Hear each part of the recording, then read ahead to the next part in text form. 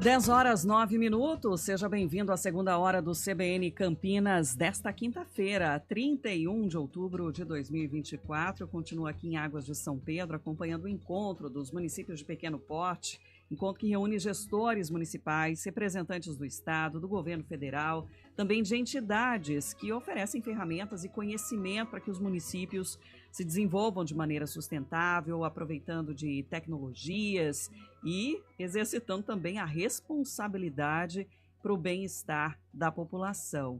E é sobre as práticas ambientais, sociais e de governança dentro daquela sigla ESG que vem sendo incorporada pelas organizações, que também devem ser adotadas pelo setor público. Sobre isso a gente conversa com Alex Gama Salvaia, que é da 2i2 Institute de Piracicaba, aqui com a gente. Seja bem-vindo, obrigada por nos atender. Muito obrigado, Sandra. Muito obrigado pela oportunidade de estar aqui e é um prazer falar com você e seus ouvintes.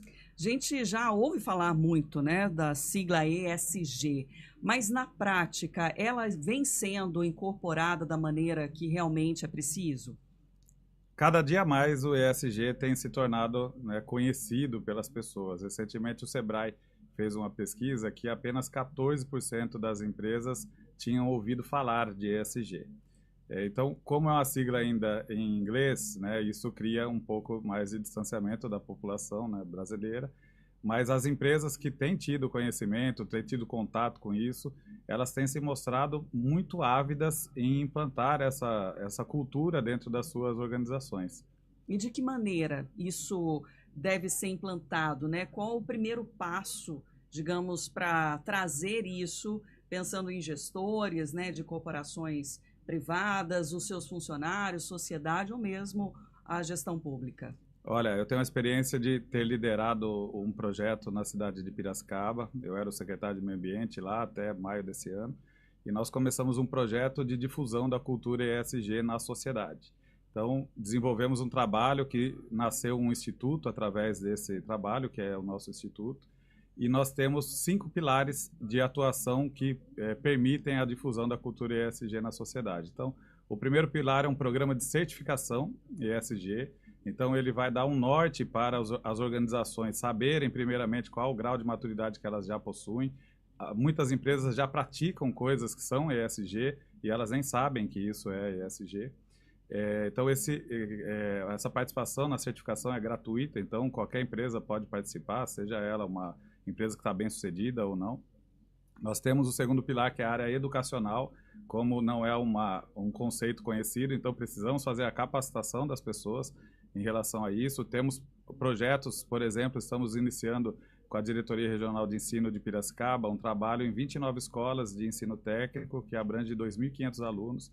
Nós vamos ministrar um conteúdo de ESG durante todo o ano com eles e vamos fazer alguns jogos empresariais com eles e dos 2.500 alunos, por exemplo, os 50 melhores pontuados nesses jogos vão ter uma entrevista de emprego diferenciada nas grandes empresas da cidade.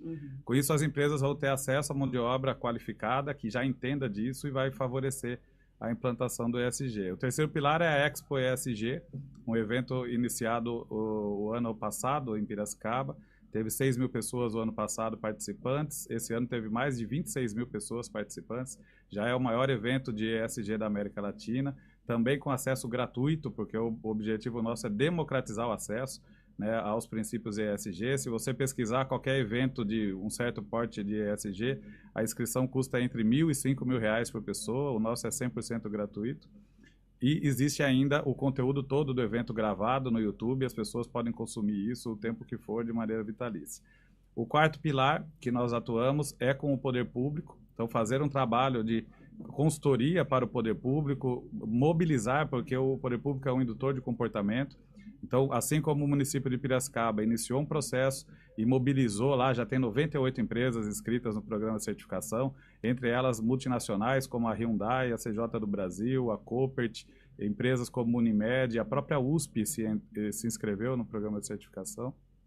Isso também favorece. E, por último, o pilar que nós chamamos de ESG Expeditions, que é a organização de viagens internacionais para locais onde o ESG já está mais adiantado para aprender com os erros que eles já tiveram e descobrir quais são as tendências e oportunidades dessa área.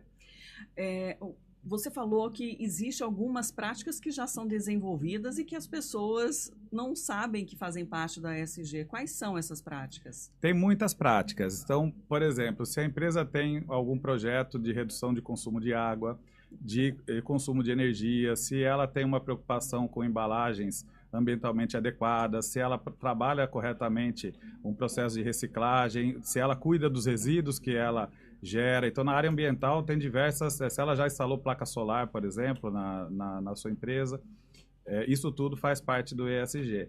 No S, se ela tem uma política lá, por exemplo, de favorecer mulheres em cargos de liderança, de prestar atenção, falar, nós temos no Brasil 52% de mulheres. Quantos por cento de mulheres têm cargo de liderança na sua empresa? A sua empresa reflete a realidade da sociedade brasileira ou ela está distorcida aqui dentro?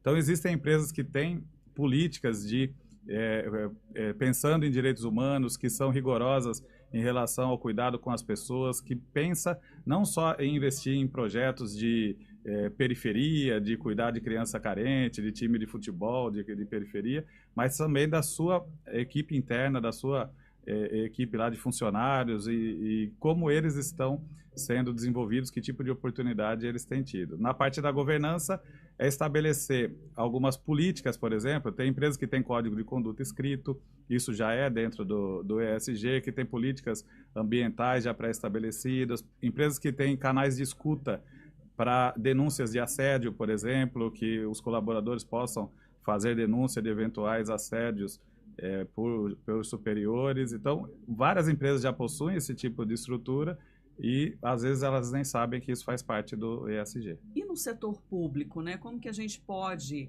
visualizar, identificar essas práticas? O setor público, ele pode, mobilizando, né, toda a sociedade, em primeiro lugar, quando o município inicia um processo, né, de implantação do ESG, a sociedade vem junto, e esse exemplo a gente teve muito forte lá em Piracicaba.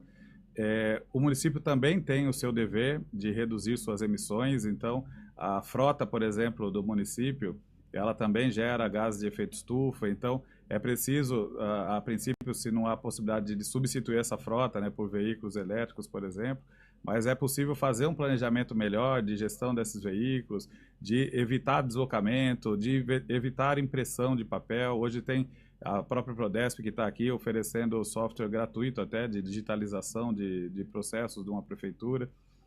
Isso tudo vai colaborar de alguma forma, né? Criar regras também do ponto de vista social dentro da prefeitura, coisas que não são muito observadas, né? Igual na iniciativa privada, o setor público, por ser concursado, tem um tratamento um pouco mais frio em relação ao ambiente de trabalho. Uhum. Então, o município pode fazer isso e o município pode implementar na rede educacional, né? Então, nós temos um projeto para, igual com os jovens do curso técnico, de implantar uma disciplina de ESG no 5º ano do ensino fundamental.